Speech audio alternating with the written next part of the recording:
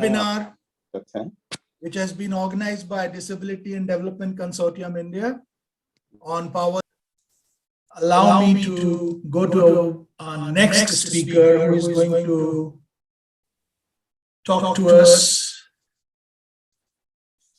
Franziska Mager. She is going to talk to us about the interconnected struggles of poverty in times of COVID-19. And she is an experienced social scientist with a multi-year track record in planning, implementing, and disseminating complex research projects, chiefly relating, but not limited to, inequality reducing policies. She has worked with a range of clients and stakeholders in the international development and academic sectors for over 6 years and in multiple languages. In this time, she led projects using a range of research tools, including complex and large quantitative surveys, resulting in top academic publications, as well as varied technical and non-technical outputs. As the Senior Research Manager for Oxfam GB, Franziska has been part of the study on the size of the gap between rich and poor. Today, she is going to talk about the interconnected struggles of poverty in times of COVID-19. And let me share with you, she has been taking care of family members who were down with COVID when we were talking to her, but yet she also said that she is going to come and talk to us, speak with us. Over to you, Franziska. It's about 3:30 in your time. Welcome. Hello. I hope you can hear me okay. Let me know if not. Okay, great. If it's okay, I will share my screen so that Definitely. I my presentation. Great. 1 second. There we go.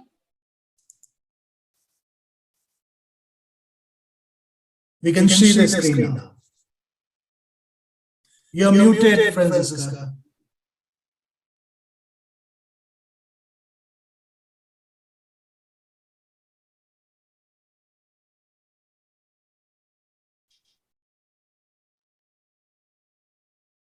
Yep. Again muted. Sorry.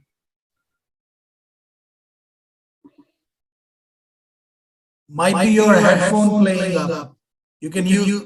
No, it has something to do with sharing the tab for the presentation. I'm really sorry. Let me try for one more time, and if it doesn't work, then I will just do it without the presentation. Okay. Let's see. Okay. Brilliant. Okay, that should work, yeah? Yes, we can see your screen. Oh, great. So thank you so much for having me. I'm just going to do a quick introduction while this is loading. And I think that Jean and the other presenters have already said a lot of really helpful things that will actually, I think, really help to embed this presentation as well. And like the others, or I think especially the last two speakers, I'm also not somebody who is very specialized in research on disability. So I thank you for still allowing me to speak for a couple of minutes. And what I'm trying to do instead is offer a bit more of a look on the measurement issues related to poverty and inequality in times of the pandemic, and to use that as a framework to think about disability in that context. So I'm just going to want to give you some key data sources on the recent developments in relation to poverty and inequality in times of COVID-19, and then look at some examples of intersectional deprivation dynamics during COVID-19 that are obviously not the same dynamics that would hold true for something like disability, but that I can hope can just provide some kind of framework and understanding for some of the things we need to think about. So I'm sure you've all seen a version of this sort of graph. I think we're all familiar with this. It is a graph that is showing, apologies. Nope, there we go. it's a graph that is showing you the decline in absolute poverty as measured by the 190 line a day that Jean mentioned earlier. And it's a very long-term view, so it starts early in the 19th century and goes up until 2015, which is one of the last points where we have really standardized data across the world from. And this is kind of the slide that you always get shown when people talk about the success story of absolute poverty and extreme poverty reduction, which I think in many ways it is. Some of the caveats have already been mentioned. For example, $1 or $1.90 a day is really a very, very extreme poverty line that none of us would want to live under and wouldn't consider success if we were just sort of a little bit above. If you use the higher income poverty line, for example, $7.40 a day, that's another one by the World Bank, you would look at a graph that would look quite different, where the numbers wouldn't decline as drastically as they do using this measure in this time frame, more from something like 70% to something around 60% over the last 30 plus years. And so it just, I think, goes to show that the extreme story of extreme poverty reduction is really the most convincing one. But it's also a very low bar to using. If you look at other facets, other dimensions of the same idea, if you look at, not percentages, these are percentages of people, but the absolute number of people living under $740 a day, for example, that has risen over that time span. So it's definitely, I would say, right to think of poverty over the last half of the last half century as a success story. We think of the really bare necessities. But the bar is very low. These very global averages can also conceal development in specific regions. So the how and the where really matters. For example, a lot of advances were made in China over that time span of kind of roughly 80s forward. And that's because China would just have a huge population. So that would change the way that you're looking at that graph of averages across the world massively. So it's a good news story, but with a but.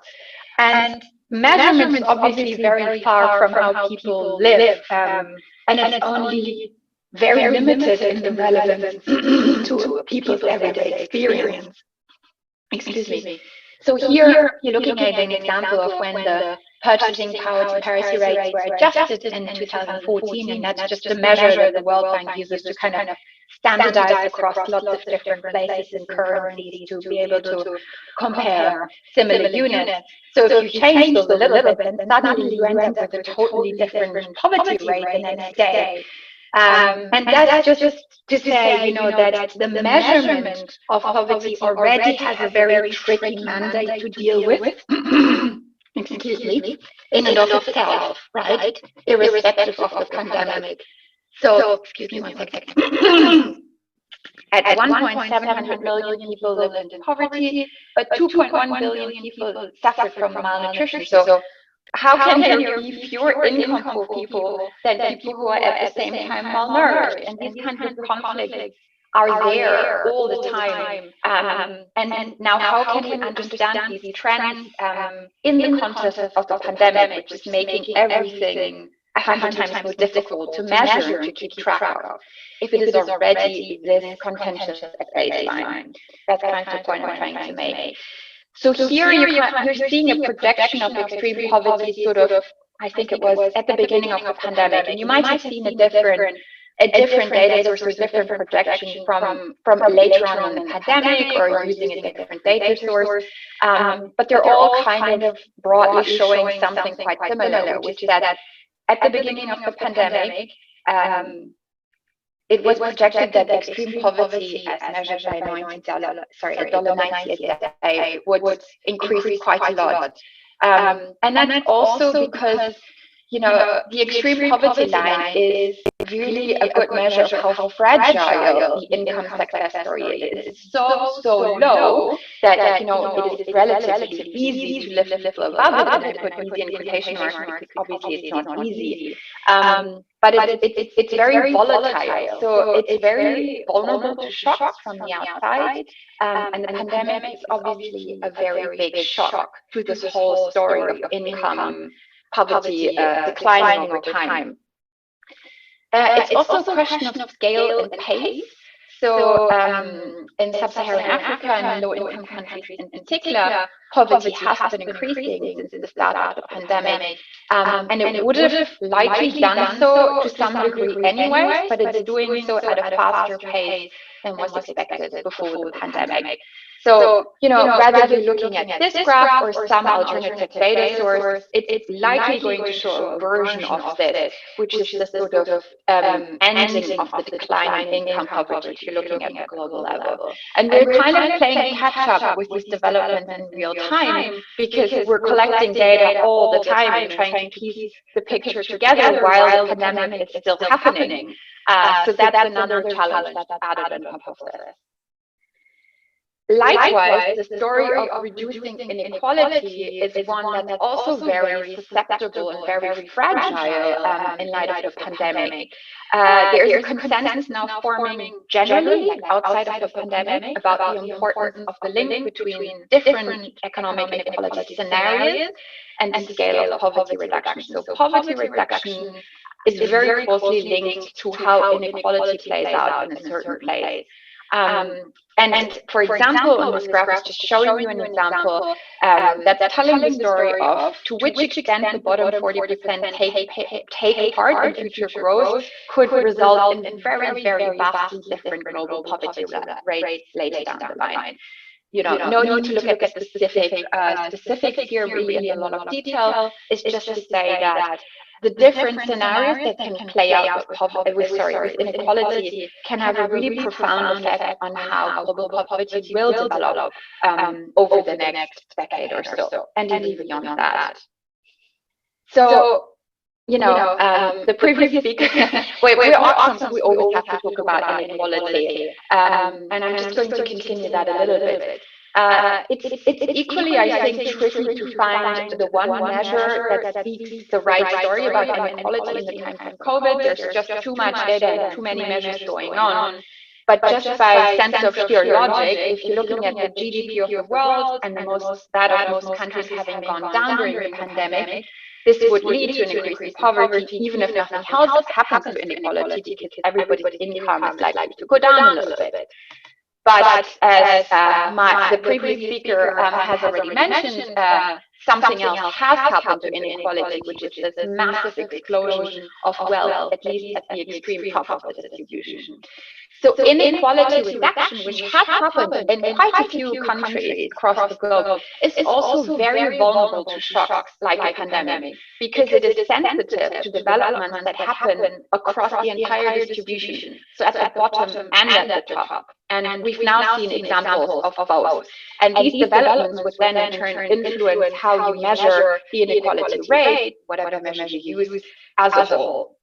So according to World Bank estimates, for example, for the first time in several decades, there was either a stop in the decline of inequality or an increase in global income inequality. And that's just the tip of the iceberg. It doesn't take into account within country trends and also wealth inequality and the extreme wealth explosion that was talked about previously. But there is a consensus forming that multiple overlapping forms of economic inequality have converged towards more inequality since the pandemic. And that's only economic inequality. Now, quickly, I just wanted to give an example of an intersectional aspect of poverty. And like I said, I don't really have expertise in questions of stability research, so I'm giving a related example. I'm not saying that, gender inequality is the same at all, but it's just a specific dimension of the poverty cycle that we at Oxfam at least consider as an intersectional cycle, which rests on these structural drivers that speak specifically to disadvantages and discrimination, particularly towards women and girls. There are things like the patriarchal system of control or social norms that are very gendered that work alongside this economic model that was discussed to really result in a very gender-specific poverty cycle that plays out in ways of time poverty, for example, and then reinforces income poverty, aspects of education, of health, and so on and so forth.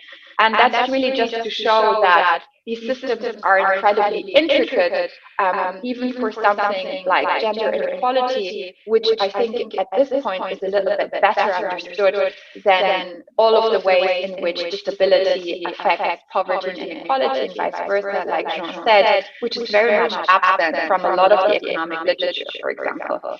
So there's a lot of catch-up to play in trying to understand how these specific cycles would look like for a population with disabilities, for example, also according to where you're at in the world, of course. So I guess the closing thought is that intersectional poverty and inequality are definitely very much exacerbated by COVID-19. They affect vulnerable populations differently, whichever specific definition or location we're using in a context. There's some great first-hand experience collated over at this link that I put in there for people with disabilities across the world, which really tell the story of, a story that's very similar in lots of very, very different places. So they're converging in some ways around some factors or some dynamics of discrimination that happen regardless of where these people are in the world. But two specific dynamics or dimensions are definitely how the current inequality structures affect the spread of the infection, and then how containment measures affect the existing systems of inequality for these specific groups of people. So like I said, each aspect of intersectional deprivation has its own cycle and its own dynamic, and will require very specific and integrated policy responses. And it is indeed, I think, really, really shocking how little I could find on people with disability since the start of the pandemic as one of these kind of intersectional dimensions of deprivation. I think on pretty much any other factor that would people put at a disadvantage, I could find more evidence and more data and more resources than on disability, and more measurement and more data. So it's really been also a learning experience for me to try and play a little bit of catch up on this specific factor of deprivation. We at Oxfam, we did a bit of an overview of the intersectional data that we could find at the beginning of the pandemic, but it was mostly around gender inequality, around inequality in the workplace, and other kinds of minorities, which would really include people with disabilities, because there was just no data at that point. I think maybe that changed a little bit since the pandemic has been going on for 2 years now, but just to kind of reflect back that feeling that there's not enough data in any of these things, and there's not enough consensus in how we should interpret it, and that's more true than anything that I've seen for disability as a specific dimension. So I know we're kind of running short on time, so I will end here and stop sharing my screen. Thank you very much, Franziska. And I see many of the participants referring to your talk and giving their thoughts and approvals on the chat box. Thank you very much for your presentation. And increasingly, it is coming up in the presentation so far that intersectional approach is going to be the key. And thank you very much for pointing out how economic equality was impacted by COVID-19. So thank you very much for your presentation.